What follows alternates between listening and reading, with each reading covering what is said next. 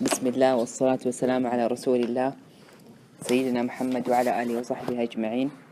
اللهم نسألك علما نافعا ورزقا طيبا وعملا متقبلا. Oh Allah, indeed I ask you for beneficial knowledge, good halal privileges and actions which are acceptable. Inshallah, today's story is about Ahl Al-Kahf, which is what Surah Al-Kahf is named after.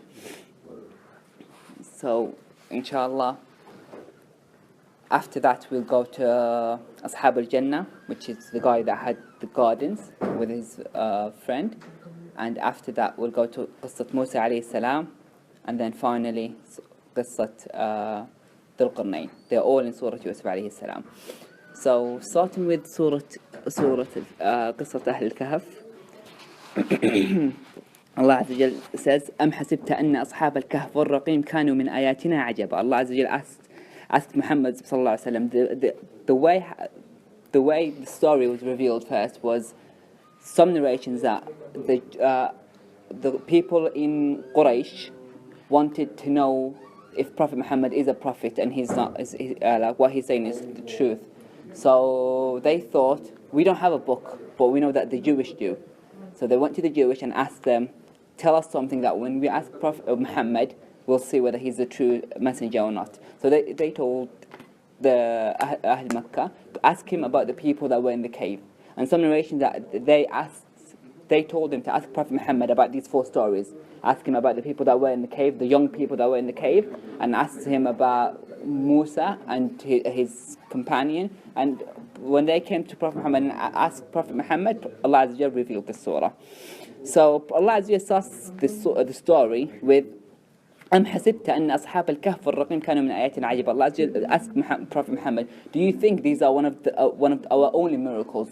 Like a rhetorical question, that this is just one out of many. Then Allah Azza wa Jal says, إذ أول فتية إلى الكهف.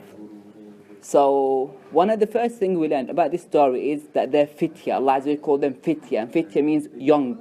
So they were young people. So before I actually carry on with the story, you would realize in this story that subhanallah, Allah Azza wa Jal only picks the beneficial knowledge from the story and only the useful information. And you wouldn't find, for instance, Surah Yusuf alayhi salam, the name of his mother wasn't mentioned, the names of his brothers wasn't mentioned. There were so many things about Surah Yusuf which we have been through, where they lived. But Prophet Muhammad did tell us within the Sunnah that the lady's name, there were narrations that it's Zulaykha. They used to live in Palestine. But again, these are not important, and the Quran only mentions the important details in all the stories in the Quran. So, following on from that, we go back to the story. Allah Azza wa Jalla says, إِذْ أَوَلْ فِتَّةُ إِلَى الْكَهْفِ فَقَالُوا رَبَّنَا آتِنَا مِن لَدُنْكَ رَحْمَةً. So the people of the cave went to the cave and asked, إِذْ أَوَلْ فِتَّةُ فَقَالُوا رَبَّنَا آتِنَا. They asked Allah subhanahu wa ta'ala, آتِنَا مِن لَدُنْكَ رَحْمَةً. Oh Allah, we ask you for your mercy, وَهَبْ لَنَا مِنْ أَمْرِنَا رَشْدًا, and guide us to the right path. So when they went to the cave, Allah Azza wa Jalla says, فَضَرَبْنَا عَلَىٰ آذَانِهِمْ فِي الْكَهْفِ سِنِينَ عَدَدًا. Some of the scientists say that when you're asleep, all your senses are still partially on, like some people sleepwalking, so their eyes still on. You might smell food, but it's the only sense that isn't when you're sleeping is your hearing. And Allah just says, فَضَرَبْنَا عَلَىٰ آذَانِهِمْ فِي الْكَهْفِ سِنِينَ عَدَدًا. So we cast a cover of sleep over their ears as they were in the cave. ثُمَّ بَعَثْنَاهُمْ لِنَعْلَمَ أَيُّ الْحِزْبَيْنِ أَحْصَىٰ لِمَا لَبِثُوا أَمَدًا. This is kind of an overview of the whole story, and then Allah Azza wa Jalla talked about the story. ثُمَّ بَعَثْنَاهُم. Then Allah Azza wa Jalla awakened them from their sleep. لِيَعْلَمَ أَيُّ الْحِزْبَيْنِ أَحْصَىٰ لِمَا لَبِثُوا أَمَدًا. So the actual story is, like with the deep details, نحن نقص عليك نبأهم بالحق. Allah just says, we are telling you the story of Ahl Al-Kahf بالحق, with the truth, because this story is in the Torah, which is what the Jews have. It is in the Injil, but it's not true anymore. There have been manipulations, adding and subtracting from these stories. So Allah just says, this is the haqq, this is the truth that about these people. إِنَّهُمْ فِتَّةٌ. They are young people, and this is kind of a motivation for us. They're young people, and look what they did. آمَنُوا بِرَبِّهِمْ. They believed in Allah subhanahu wa ta'ala. وَزِدْنَاهُمْ هُدًى. So Allah Azza wa Jal increase their iman. وَزِدْنَاهُمْ هُدًى, and their guidance. وَرَبَطْنَا عَلَىٰ قُلُوبِهِمْ إِذْ قَامُوا فَقَالُوا. So what they did is they were in a city or wherever they used to live, and the people around them used to believe in their idols, except those fitya. So what they said, they stood up to their people and said, فَقَامُوا فَقَالُوا رَبُّنَا رَبُّ سَمَاوَاتِ الْأَرْضِ. We will not. Our God is the God of the heavens and the earth. لَن نَدْعُوَ مِن دُونِهِ إِلَهًا. We will not worship anyone but Him. لَقَدْ قُلْنَا إِذًا شَطَطًا. So again, to have the courage to go to your people, and they were young fitya, and say that, you might be harmed in many, many ways. So they had that courage. So Allah Azza says, هؤلاء قوم اتخذوا من دونه آلهة. So they said about their people, you people, اتخذوا من دونه آلهة. So you took, beside the God that we worship, the God of the heaven and the earth, you're worshipping some other idols beside this Allah. لولا يأتون عليهم بسلطان بين. And then they question their people, can you bring any solid evidence that these idols that you worship are actual God? So can they protect you? Can they protect their own selves? They're questioning their own people that you are misguided, you're not worshipping the right God. فَمَنْ أَظْلَمُ مِمَّنِ افْتَرَى عَلَى اللَّهِ كَذِبًا. Again, they ask him another question to make them feel guilty and make them feel that they're misguided. And so they said, who is worse than the person that lies to his own God? So our God is Allah. And they said, you are lying to your own God, His own creator, and you're worshipping these idols, and you're calling these idols gods. So you are lying to Allah subhanahu wa ta'ala. Allah then says, وَإِذْ اعْتَزَلْتُمُوهُمْ مَا يَعْبُدُونَ. So their reaction, those people thought, we cannot stay in the city because we will, the influence of company. And if they stay in this city, they themselves thought, we can't keep worshipping God with these company with us. So, as we all know, your company can make you or take you, can make you or break you. So they decided to isolate themselves. Again, similar to what the story of Yusuf. So they thought, we'll leave the city. And some narrations say that they didn't even know each other. But once they isolated themselves, subhanAllah, Allah wanted them all to meet and meet in that cave and say at that cave.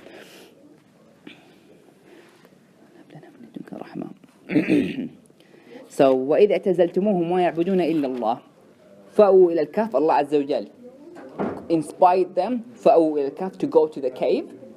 يَنْشُرْ لَكُمْ رَبُّكُمْ مِنْ رَحْمَتِهِ وَيُهَيِّئْ لَكُمْ مِنْ أَمْرِكُمْ مِرْفَقًا. Allah subhanahu wa ta'ala will have His mercy on you, because you won't be with those bad company. وَيُهَيِّئْ لَكُمْ مِنْ أَمْرِكُمْ مِرْفَقًا. And Allah Azza wa Jal will ease your company there, because they'll think, okay, if we are staying in the cave, how are we going to eat? Where are our supplies? So Allah Azza wa Jal did inspire them to just go and make Allah their guidance. So they went, they stayed in the cave, and Allah Azza wa Jal, they slept in the cave. After that, Allah Azza wa Jal says, when they were asleep, وَتَرَى الشَّمْسَ إِذَا طَلَعَتْ تَزَاوَرُ عَنْ كَهْفِهِمْ ذَاتَ الْيَمِينِ. They were in the cave, and Allah Azza wa Jal made the sun, as it rises on the right side of the cave. وَإِذَا غَرَبَتْ تَقْرِضُهُمْ ذَاتَ الشِّمَالِ. And when it sets on the other side of the cave, and it doesn't. The ulama tafsir says that the sun would not even hit their skin, because if it does, with the years that they spent in the cave, well, a long period will mean the sun will affect them eventually. So subhanAllah, Allah did not even let the sun's path go into the cave. And then Allah says, وَهُمْ فِي فَجْوَةٍ مِّنْهِ. So fajwa means a hole. They were inside that cave, in a hole, and the wind will go in and out for them to breathe. And they were sleeping. And then Allah afterwards says that they were sleeping for 309 years. I'll get into that later, inshallah. وَتَحْسَبُهُمْ أَيْقَاظًا وَهُمْ رُقُودٌ. Again, this is one of the miracles that they had, other than sleeping that long. وَتَحْسَبُهُمْ أَيْقَاظًا وَهُمْ رُقُودٌ. If you were to see them, you would think they're awake, even though they're asleep. وَتَحْسَبُهُمْ أَيْقَاظًا وَهُمْ رُقُودٌ. And the ulama says that's because their eyes were open. As they were in the cave, their eyes were open. Some narrations say that their eyes were open. وَنُقَلِّبُهُمْ ذَاتَ الْيَمِينِ وَذَاتَ الشِّمَالِ. Another miracle. Allah Azza wa Jal will flip them right and left. And the ulama says the miracles behind it is, if you lie down, no movement for 309 days, You will die because of the ants. The ants and the bugs will start eating your skin and you will eventually die. So Allah Azza wa Jal used to flip them right and left. And as they move, the ants won't get to them. وَكَلْبُهُمْ بَاسِطٌ ذَرَعِهِ بِالْوَسِيطِ. And again, about having your company, the kalb, they had a dog. And this dog was mentioned in the Quran. So this dog was mentioned in the Quran because the company that he was with. He was with some pious and righteous people. But subhanAllah, yes, al-mar'u ma'a man ahab. So whoever you, in the day of judgment, Allah Azza wa Jalla will put you with those who you used to love. So make sure that your company and the ones that you are with are always good if you want to be good. After that, وَتَرَى الشَّمْسَ إِذَا طَلَعَتْ. Allah Azza wa Jalla said, ذَلِكَ مِنْ آيَاتِ اللَّهِ. These are from Allah's miracles. Again, as I mentioned. من يهدي الله فهو المهتد ومن يضلل فلن تجد له وليا مرشدا. Whoever Allah guides will be guided, and whoever Allah misguide, or he will never be guided. فلن تجد له وليا مرشدا. So after that, Allah Azza wa Jalla talks about ونحسبهم أيقاظا وهم رقود ونقلبهم ذات اليمين وذات الشمال وكلبهم باسط ذراعيه بالوصيد لو اطلعت عليهم لوليت منهم فرارا. If you were to actually go and see them, لوليت منهم فرارا. Firara means sprinting or running really fast away from something. So Allah Azza says, if you were to go and see them in the cave with those ears, their eyes open and they are asleep, all these just will make you terrified and really run away. So Allah Azza says, لَوَلَيْتَ مِنْهُمْ فِرَارًا وَلَمُلِئْتَ مِنْهُمْ رُعْبًا. You will run away. وَلَمُلِئْتَ, mulit means you'll be full. وَلَمُلِئْتَ مِنْهُمْ رُعْبًا. You will be full of fear of just seeing them. Then Allah Azza says, وَكَذَلِكَ بَعَثْنَاهُمْ. So what we did after that, we awakened them. لِيَتَسَاءَلُوا بَيْنَهُمْ. So they start asking each other. And the question is really amazing. قَالَ قَائِلٌ مِنْهُمْ كَمْ لَبِثْتُمْ. One of them said, a spoken man said, كَمْ لَبِثْتُمْ. How long have you stayed? He hasn't said, how long have we? He said, you. Because he can't see himself. He can't see how old he is now after 300 years. So he just looked at the people that were with him in the cave and said, how long have you been in the cave? قَالُوا لَبِثْنَا يَوْمًا وَبَعْضَ يَوْمٍ. They said, as human, you'd expect, if let's say you haven't slept for 2-3 days, you'd sleep for a maximum of 24 hours, which is a day, roughly. So their reply, logically, قَالُوا لَبِثْنَا يَوْمًا وَبَعْضَ يَوْمٍ. Definitely we slept a day, or بَعْضَ يَوْمٍ, a part of the day, half a day, something like that. So, again they said, قَالُوا رَبُّكُمْ أَعْلَمْ بِمَا لَبِثْتُمْ. They said, Allah knows best. Allah knows how long we've stayed. فَابْعَثُوا أَحَدَكُمْ بِوَرَقِكُمْ هَذِهِ إِلَى الْمَدِينَةِ فَلْيَنْظُرْ أَيُّهَا أَزْكَى طَعَامًا. So they then said, obviously after they were hungry, so they said to one of them, they gave him the money and said, go to the city and bring us the finest food you can find. فَابْعَثُوا أَحَدَكُمْ بِوَرَقِكُمْ هَذِهِ إِلَى الْمَدِينَةِ فَلْيَنْظُرْ أَيُّهَا أَزْكَى طَعَامًا فَلْيَأْتِكُمْ بِرِزْقٍ مِّنْهُ. So he shall bring the best food that he can find to us. وَلْيَتَلَطَّفْ. And this is a key point. He shall make sure that nobody knows about him. And about that, they live in the cave. One, they're still afraid of their people because they're worshipping Allah and they know that their people are not. So they said, وَلْيَتَلَطَّفْ. He shall make sure that nobody notice any suspicious thing about him. Let alone his age, the look of him. Imagine style. Imagine I'm wearing something 100 years old. Imagine 200. He's wearing something 309 years old. And the currency he's using is old too. So he's going to go and give them the money, which is really old. وَلْيَتَلَطَّفْ وَلَا يَشْعُرَنَّ بِكُمْ. He shall make sure nobody noticed anything. Allah Azza wa Jalla says, إِنَّهُمْ يَظْهَرُ عَلَيْكُمْ. Sorry, they replied to this person, whoever's going, إِنَّهُمْ يَظْهَرُ عَلَيْكُمْ يَرْجُمُوكُمْ أَوْ يُعِيدُوكُمْ فِي مِلَّتِهِمْ. If they find out about us, two things. One, they'll either stone us. Two, they'll make sure we never worship Allah and we will only worship the gods they are worshipping. So you don't want either. So make sure nobody noticed. وَكَذَلِكَ أَثَرْنَا عَلَيْهِمْ. Allah Azza says, and one of Allah's miracles is we made the people find out about them, and that they are, as soon as he went to the city, they found out the clothes, the currency. So they found out about them. لِيَعْلَمُوا أَنَّ وَعْدَ اللَّهِ حَقٌّ وَأَنَّ السَّاعَةَ لَا رَيْبَ فِيهَا. Again, there's a miracle here, which is They slept, Allah Azza wa Jal gave them the miracle of sleeping 309 days. So, if Allah was able, 309 years, if Allah was able to do that, then how is He not able to resurrect us on the Day of Judgment? And this is the question that a lot of disbelievers think, if we die, we die. We're not going to come back. So Allah Azza just proved them wrong. So, لِيَعْلَمُوا أَنَّ وَعْدَ اللَّهِ حَقٌّ. And they shall know that the promise that Allah has promised us, which is the Day of Judgment, is true. حَقٌّ. وَأَنَّ السَّاعَةَ لَا رَيْبَ. And the Day of Judgment, there's no doubt that it will happen. إِذَا تَنَازَعُونَ بَيْنَهُمْ أَمْرُهُم. So then they argued. Argued about what? فَقَالُوا ابْنُوا عَلَيْهِمْ بُنْيَانًا. They found out about these people, and they thought, okay, how about we build a mosque? They died, the people died. They thought, we'll build a mosque next to them. Okay, and these are one of the ways that the shaitan will come and wants the shirk. So he said, how about we build a mosque like on their graves or near their graves? Okay. فقالوا ابنوا عليهم بنيان ربهم أعلم بهم قال الذين غلبوا على أمرهم لنتخذن عليهم مسجدا. They wanted to build a masjid on them. And again, in Islam, it's forbidden to have a grave in a masjid because you'll tend to worship this, what you call it. And the idea is they were holy people, they were righteous people. We might as well build a masjid next to it. So when people go and worship Allah, they'll ask, oh, whoever you were in the cave, please ask Allah to have mercy on me. Thinking that this person has any power. Whereas he's dead and he has nothing, his ability is just like yours. So if you were to worship Allah and ask Allah to have mercy on you, not through someone. So again, this is the argument that Allah Azza wa Jal did mention, and Allah could have said how many people there were in the cave, but didn't. Allah Azza says, سيقولون ثلاثة رابعهم كلبهم ويقولون خمسة سادسهم كلبهم رقم بيع. They'll say 3 and the dog was the 4th. And they might say, and they will say 5 and the dog was the 6th. رجما بالغيب. What they'll do is, رجما بالغيب means when you throw something without seeing. So the translation here is guessing at the unseen. And the amazing thing about it is when you can't see and you start throwing something, even if you hit it, you won't know because you can't see. And while doing this, you might harm people. So those who are making those assumptions, they will make assumptions of how many people there were.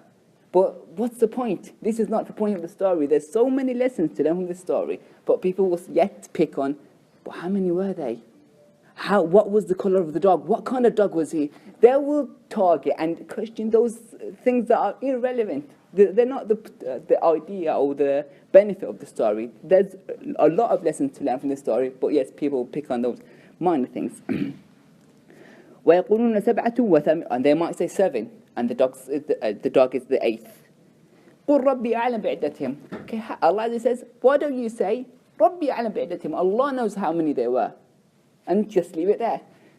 So a lesson here is, Allah could have said in one line, they were 7, 8, the number. But no, it's the minor things that people used to pick on and talk about.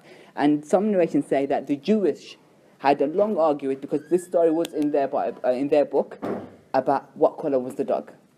And Allah Azza wa Jal just shows us that we shouldn't be misguided and pick on those petty things.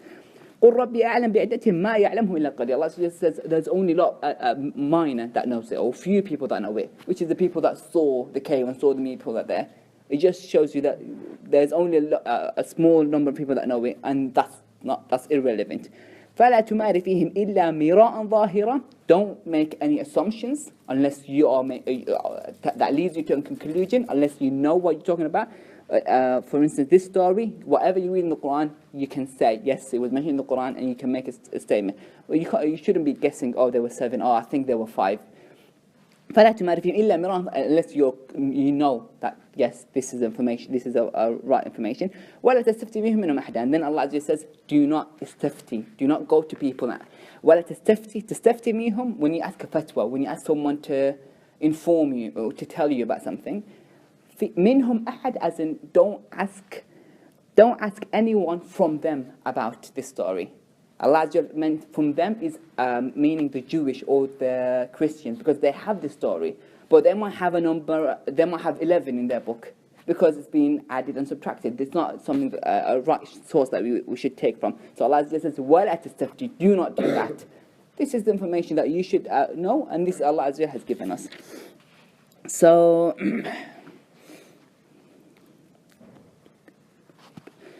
then Allah says, وَلَا تَقُولَنَّ لِشَيْءٍ إِنِّي فَاعِلٌ ذَلِكَ غَدًا. This is a lesson to learn in life. وَلَا تَقُولَنَّ لِشَيْءٍ إِنِّي فَاعِلٌ ذَلِكَ غَدًا. Do not say about anything, I will do that tomorrow. إِلَّا أَن يَشَاءَ اللَّهُ. Except when you say, by adding, if Allah wills, which is what we should say. Oh, inshallah, we'll meet, inshallah. واذكر ربك إذا نسيت وقل عسى أن يهديني ربي لأكون من هذا رشدا. And mention Allah subhanahu wa ta'ala when you forget. وقل عسى أن يهديني ربي لأكون من هذا. And always ask Allah to guide you.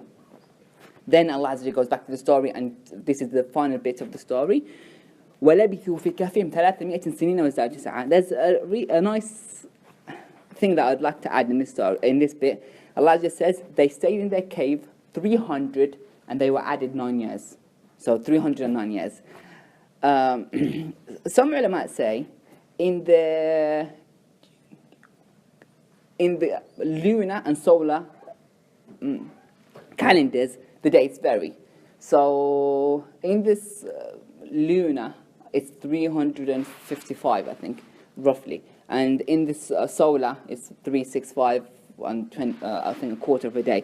So in the lunar, which nowadays in Islam they follow, which is Muharram Safar, if you calculate 300 solar years, that will be equivalent to 309 lunar days. Lunar years. So subhanAllah Azza Jal, this might be in the Bible, it says 300. So Allah has just stated it's 300 and they were added 9. And the miracle behind it is 309, we know, but it's in the lunar. This was revealed in the Prophet Muhammad. They used to follow the lunar. And in I think nowadays it's called Gregorian calendar. It's different. So subhanAllah, this is the 9 years how it came. Allah then says, قُلِ اللَّهُ أَعْلَمْ بِمَا لَبِثُوا. Allah knows how long they stayed and how they stayed. لَهُ غَيْبُ السَّمَاوَاتِ وَالْأَرْضِ. Allah knows what's in the heaven and what's in the earth. So this is the part of the story that was mentioned in Surah Al-Kahf. A few other points I'd like to mention is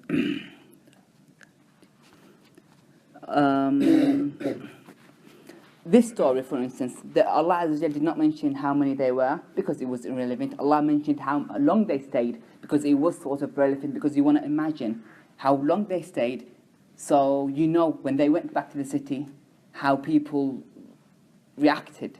So that was relative, so Allah mentioned it, and what wasn't relative, Allah didn't mention. And that's in all stories of the Quran. And to conclude, the Quran, Allah has perfected the Quran, that the guidance and simplicity are both in the Quran. You find the simple story, those minor things weren't mentioned, but again you get the guidance and irshad of the story.